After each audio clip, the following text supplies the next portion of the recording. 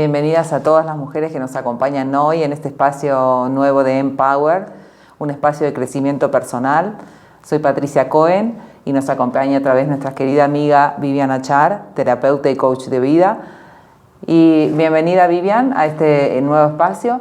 Las clases pasadas hablamos un poquito sobre la confianza, que es una motivación o un freno para nuestros avances.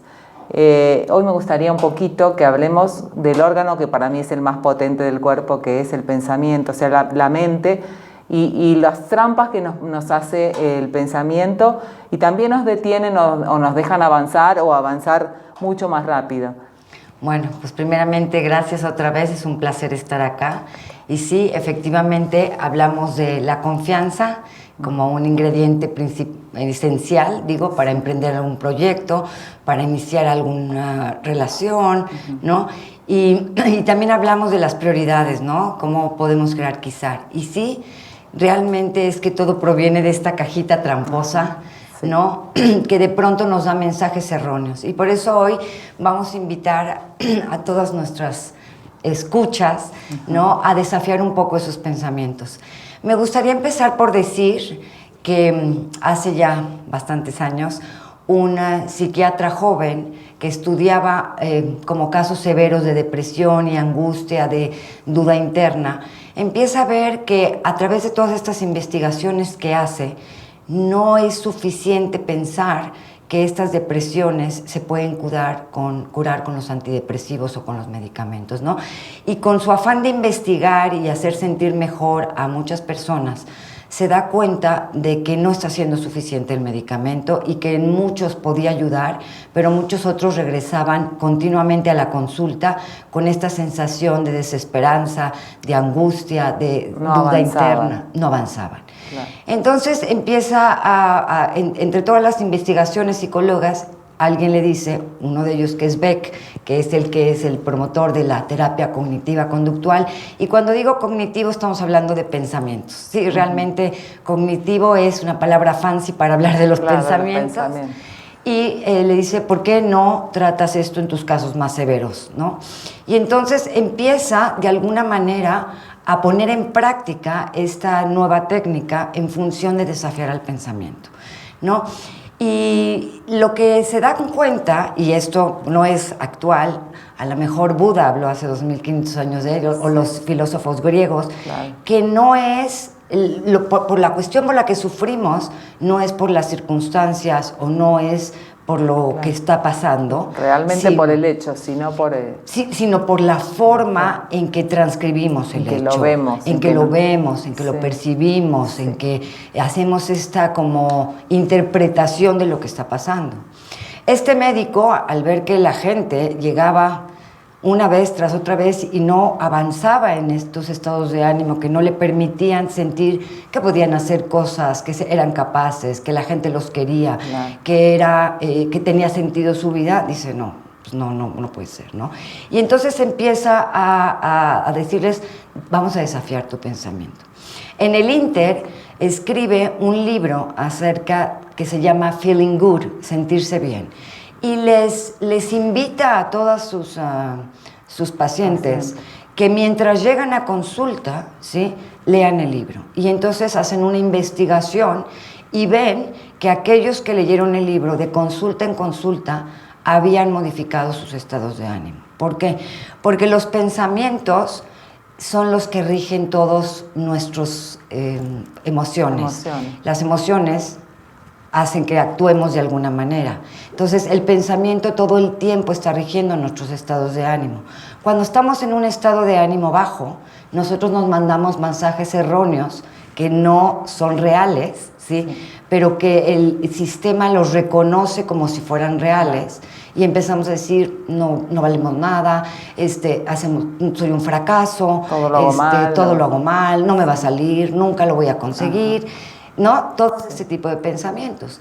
Entonces, hoy vamos a hablar de 10 trampas que nos hace el pensamiento, ¿no? De 10 trampas que pueden de alguna manera, o que nosotros podemos de alguna manera observar con curiosidad. Podemos reconocer. Sí, si prestamos atención, Cuando entra un pensamiento, ¿podemos detenerlo? ¿O podemos no dejarlo entrar? Sí, no necesitas escribir. O sea, el chiste es que tú escribas este pensamiento y veas que escribiste, ¿sí? Para que entonces lo puedas desafiar. Porque el sistema, nosotros tenemos más de 70,000 pensamientos al día, ¿te imaginas? Entonces, nosotros necesitamos decidir, ¿no? ¿Cuál de ellos nos hace sufrir? ¿Cuál de ellos nos causa duda interna? Y entonces decir, a ver, espérame, lo desafío, entonces tal vez lo escribo, ¿no? Y lo observo.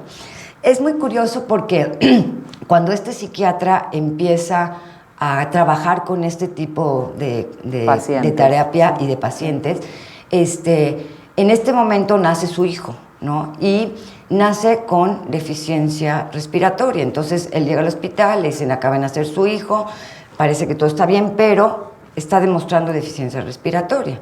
Y entonces él empieza a sentirse ansioso, angustiado, y dice, no, a ver, esto es real, aquí no lo puedo desafiar, esto de que voy a cambiar el pensamiento positivo por uno, el negativo por uno positivo, aquí hay un hecho. Y entonces decía, no. Y entonces decide, bueno, ok, lo voy a escribir, ¿no? Y entonces escribe. El primer pensamiento es, mi hijo tendrá deficiencia respiratoria toda la vida. De ese se desdobla un segundo pensamiento que dice, pasará en clínicas toda su vida. De ese se desdobla un tercer pensamiento que dice, entonces la gente me tratará o me verá diferente porque yo tengo un hijo con esta. Y se da cuenta de que dice, no, a ver, voy a escribirlo. Y dijo, a ver, el médico dijo, está teniendo dificultad para respirar. No dijo, tendrá insuficiencia respiratoria para toda la vida. Y empieza a desafiar el pensamiento, y ahorita vamos a mencionar, ¿no? Y se da cuenta que no son reales, que la angustia, ¿no?, le hizo pensar, ¿no? Y su cerebro le hizo esta trampa, ¿no? Y ver un panorama que todavía no estaba aconteciendo y que no era cierto que iba a acontecer, o no era seguro. Así es. Entonces, la primera distorsión del pensamiento es pensar que es todo o nada. O hago todo a la perfección o no lo hago. Ese mensaje que pasa por aquí, que siempre empieza por una idea, es yo o lo hago perfecto o no lo hago. O salto perfecto o no salto. O cocino perfecto o no cocino. Eso nos limita porque no hay grises en medio, ¿no? Es todo o nada. Entonces, tendríamos que ver si hay un todo o nada en ese pensamiento. El segundo pensamiento sería como generalizar excesivamente, es decir, nunca o siempre. Si esto sucedió un día, va a suceder toda la vida. O esto nunca va a suceder porque nunca lo he experimentado. Y entonces te aleja como de ver esta capacidad que tienes en función de tus habilidades y de la misma realidad. El tercero sería como hacer un filtro mental, ¿no? Y solamente ver lo negativo. Es decir, yo veo que está sucediendo todo esto y empiezo a pensar solamente en negativo y lo tomo como absoluto. No puedo ver la fotografía completa, que sería el cuarto distorsión del pensamiento, que sería como descalificar lo positivo. Es decir, ver nada más lo negativo. Veo nada más lo que no sale, lo que no funciona, y esto se conecta con el miedo.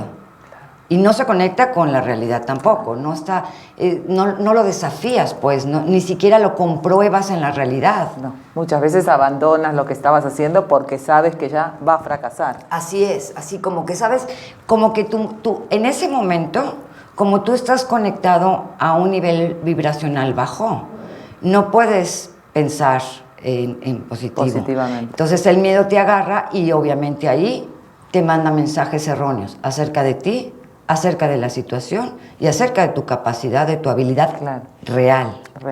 ¿Sí? El quinto filtro o el quinto distorsión del pensamiento son sacar conclusiones apresuradas. Es decir, yo futureo y digo, ¿cómo sucedió esto? Entonces siempre va a pasar. Siempre va a pasar, o va a pasar esto otro. Es decir, ni siquiera como él dijo, no, mi hijo va a pasarse en clínicas el resto de su vida. No, eso no había dicho el doctor. Claro. El doctor dijo, tiene dificultad para respirar en este momento y lo vamos a pasar a terapia intensiva para darle oxígeno. Pero no dijo que iba a pasar. Entonces, de alguna manera, cuando tú sacas conclusiones apresuradas, otra vez empiezas a interpretar la realidad y la situación y a ti mismo erróneamente. Claro. Sí.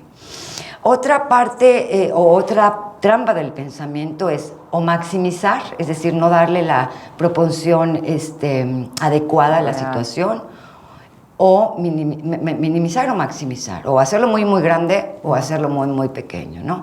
Entonces, de alguna manera, esto otra vez no te permite observar la realidad con claridad. Claro.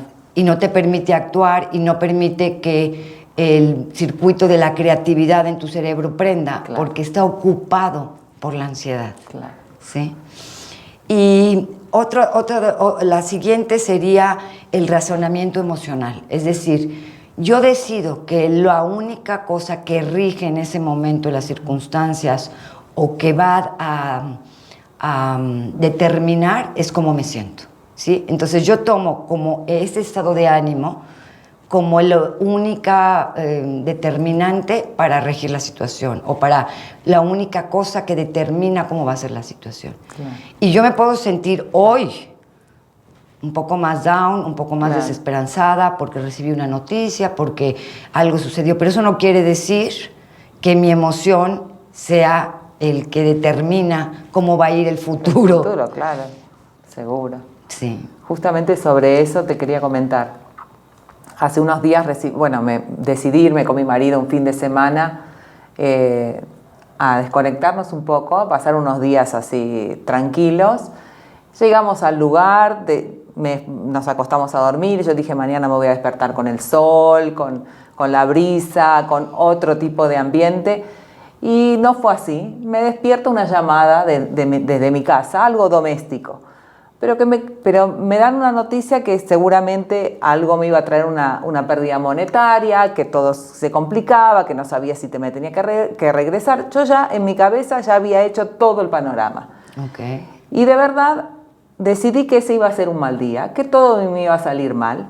Me empezaron a pasar 2, 3 cosas que me lo confirmaban y parecía que yo estaba buscando que en realidad pasara eso. Y sí sé que me metí en una trampa del pensamiento. Creo que es la cuarta.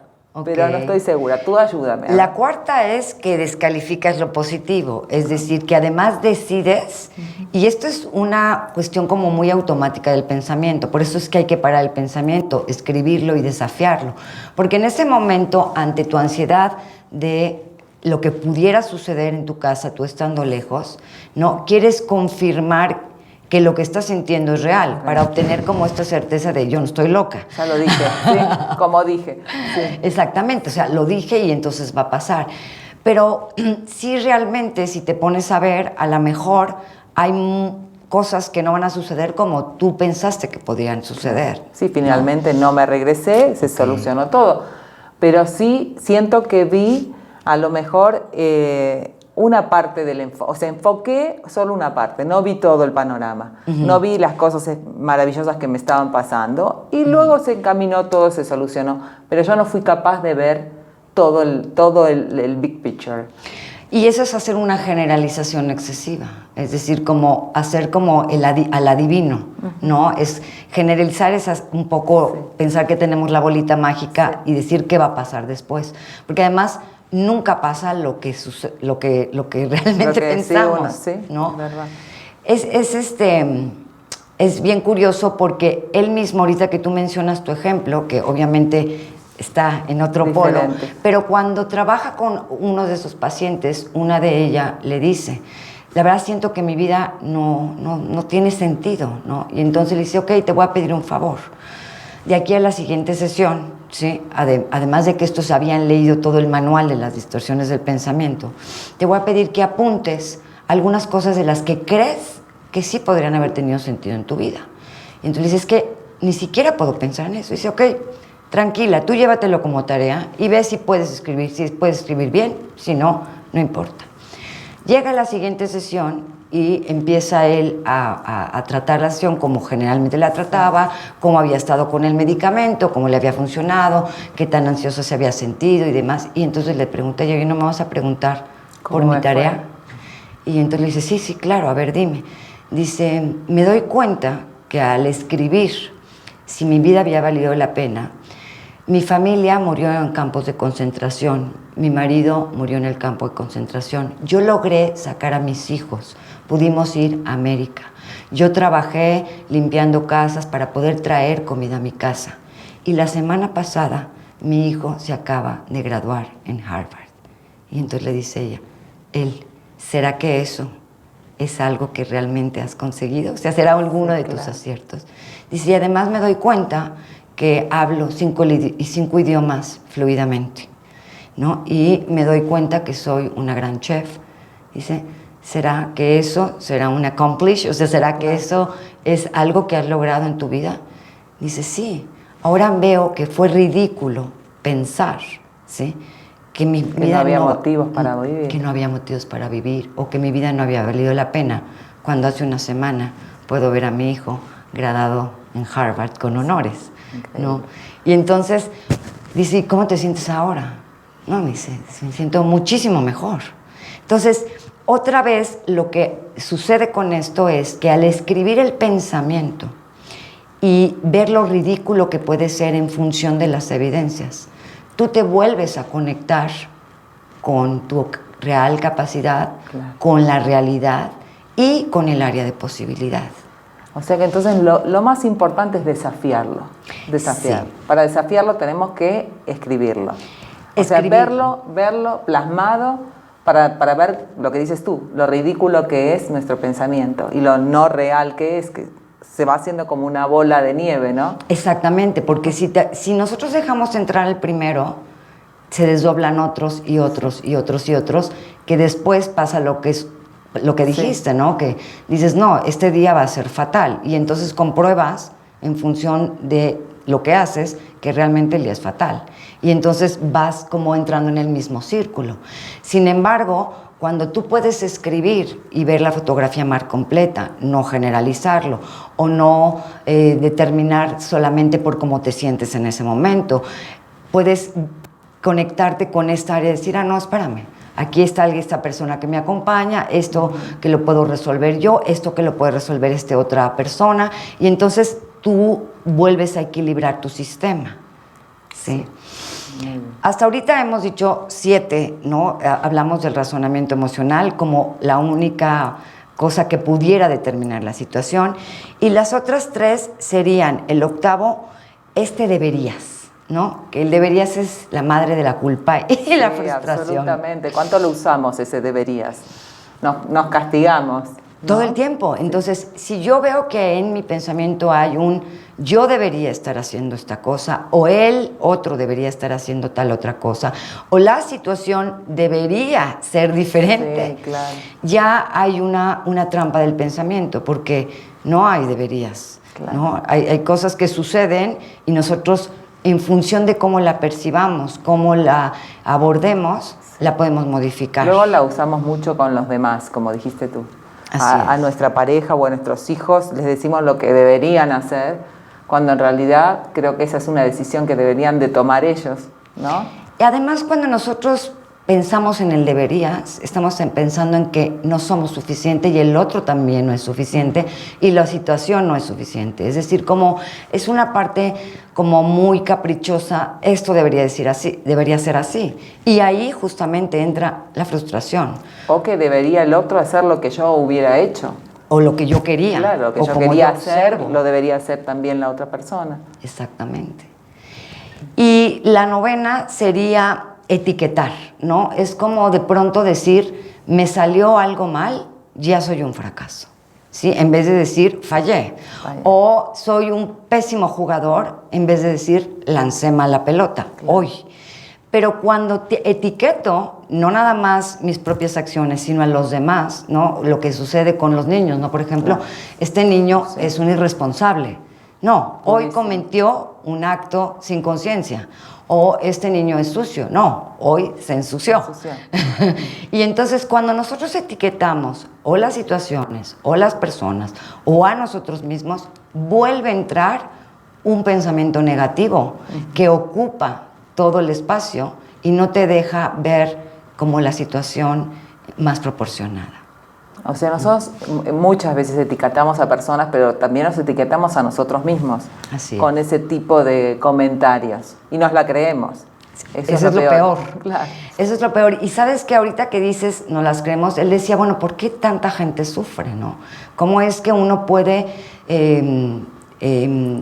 suplantar un pensamiento por otro? Si hay gente que tiene severas depresiones y yo le digo que piense bien, me va a decir, no puedo pensar, ¿no? Está bloqueada, claro. Sí. En ese momento uno está bloqueado. A mí me pasó con este ejemplo que te di. Traté de suplantar los pensamientos negativos y me duraban 30 segundos y otra vez volvía a aparecer el negativo de nuevo. Yo decía, esta no es la solución. A lo mejor debería de haberlo escrito, como decías tú, y verlo en palabras plasmado. Porque no sucede solamente en que lo voy a suplantar por otro, primero lo tengo que observar. Cuando yo observo un pensamiento, la escribo, ¿sí? No tengo que analizar 24/7, tengo que ver nada más juguetonamente si hay alguna trampita de estas. Y entonces observo con curiosidad, sin juicio, porque cuando meto mi juicio vuelvo a meter toda mi carga, claro, ¿no? De pensamiento. Claro, sigo teniendo mi carga ahí adentro. Exactamente. Claro. Entonces yo observo con curiosidad, ¿no? Saco el juicio y digo, nada más lo voy a poner afuera como un observador y voy a jugar a ver si hay alguna distorsión, alguna trampa de esta cajita que me esté haciendo hoy y que me haga sentir así. Porque si pensamos, si los pensamientos muchas veces nos pueden enfermar, ¿no? Te pueden enfermar algún pensamiento, te puedes sentir... Claro. Entonces también nos pueden curar. Claro. Entonces también nos pueden curar. Entonces, no se trata solamente de pensar en positivo, ¿no? Se trata de desafiar el pensamiento para conectarte con la realidad entre tus capacidades, en tu habilidad y la situación. Entonces no es, bueno, si pensé que no voy a poder saltar, pues nada más pienso que salto. No, a ver, voy a ver, ¿cómo está mi condición física? No, sí puedo realmente saltar. Me he preparado durante 8 meses, ¿por qué dejé entrar? No, un pensamiento. El pensamiento. Claro. Sí, muy interesante. La verdad, nuestra mente es muy, muy, muy poderosa y a veces vemos gente que le desafía su propia condición con el pensamiento y consigue cosas que parecían imposibles. Así es. Y otra, la última distorsión es pensar, que eso es muy común, sobre todo en el género femenino, en nuestros roles de madre, que todo depende de nosotros, ¿no? Es como personalizar, 100%. ¿No? Es decir, decir que todas las circunstancias dependen de lo que nosotros hagamos, de lo que los resultados. Y los resultados. Que si algo salió mal, seguramente es porque hice algo mal en la educación de mis hijos o no los supe guiar. Siempre nos adjudicamos, así como los éxitos, nos adjudicamos también sus fracasos. Así es, así es. Entonces, cuando yo veo o puedo poner la fotografía en dimensión y no lo hago como personal, pensando que todo depende de mí, de alguna manera vuelvo a poner en equilibrio el pensamiento. Es como una mamá que le llega una nota mal de la escuela de su hijo pequeño y de repente entra el pensamiento y dice, soy un fracaso, no me senté con él, no hice bien mi trabajo. Y entonces pierde la proporción de las circunstancias, empieza como a hacer un autoconcepto erróneo que además empieza a creérselo. Claro. Y el problema es creernos nuestros pensamientos. Porque si yo soy lo que pienso, si mi pensamiento regula todos mis estados de ánimo y yo voy continuamente haciendo este reforzamiento, entonces puedo convertirme en lo que pienso. Claro. Le doy más armas a mi pensamiento, o sea, más poder. Le doy poder a lo negativo. En lugar de darle poder a lo positivo, me estoy a mí misma enfocando hacia un lugar que no es. Que no es, y que además el pensamiento no somos nosotros. ¿Tú te imaginas que nosotros fuéramos nuestros pensamientos? Sí. ¿Te imaginas lo que seríamos en un día? O sea, un desastre. No somos. Si nosotros podemos separar nuestros pensamientos de nuestro ser y decir, esto es un pensamiento, y lo observo desde lejos como si yo fuera el camarógrafo o el espectador y digo, mira, ahí está Pati pensando esto, ¿será esto? Ay, no, qué ridículo.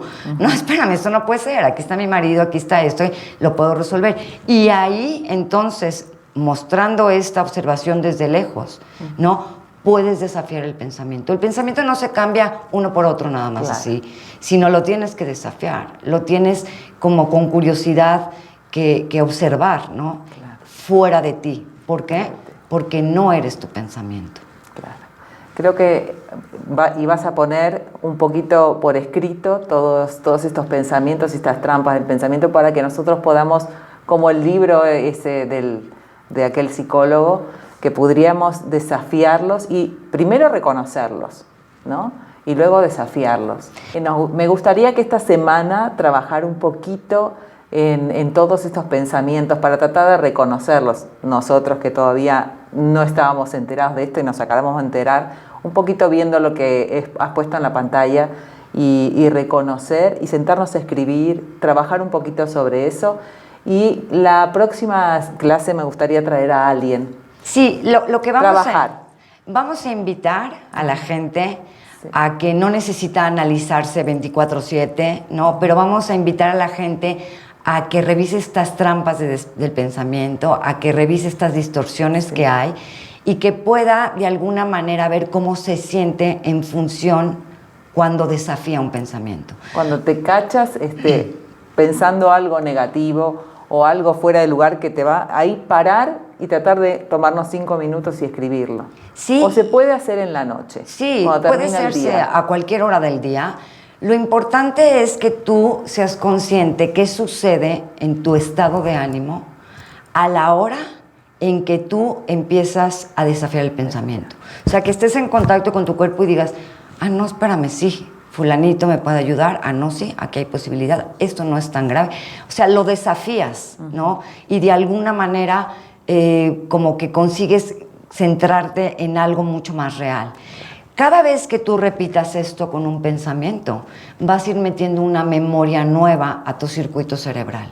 Y entonces, en vez de entrar en automático siempre a pensar lo que el cerebro está acostumbrado a pensar, tú le vas a poner una pausa, lo vas a observar sin juzgarlo y de esa forma vas a poder ver cómo te estás sintiendo y qué haces con lo que sientes. Porque como mencionamos en un principio, nuestros estados emocionales van a regir nuestras acciones y van a ser nuestro lente de cómo vemos la vida y cómo vemos las personas y las situaciones. Mientras yo pueda tener un estado de ánimo que me permita conectarme con una fotografía más equilibrada, voy a poder ver muchísimas posibilidades. Y el panorama más amplio. Sí. O sea, lo que tratamos es de ver todo el panorama, de no centrarnos en las cosas y catalogarlas y etiquetarlas. Yo, por mi parte, voy a hacer mi tarea. Voy esta semana a tratar de cachar esos pensamientos que se meten y no dejarlos entrar. Voy a analizarlos primero. Pues invitamos a todos a que hagan lo mismo, porque se van a sorprender cómo cambian sus estados de ánimo, se van a sorprender de cómo pueden conectarse con sus habilidades, con las habilidades de otros, inclusive con el agradecimiento. Claro. Y van a poder ver cómo si hay muchas cosas que este pensamiento nos está mandando equivocadamente. Claro, ver un poquito más todo lo bueno, lo positivo, con gratitud, como dijimos que es tan importante agradecer, ver las cosas positivas y ver lo bendecidas que somos como mujeres, como personas, hasta dónde podemos llegar. Si vemos la pintura completa y la situación en la que estamos atravesando, que no es tan negativa como a veces lo vemos.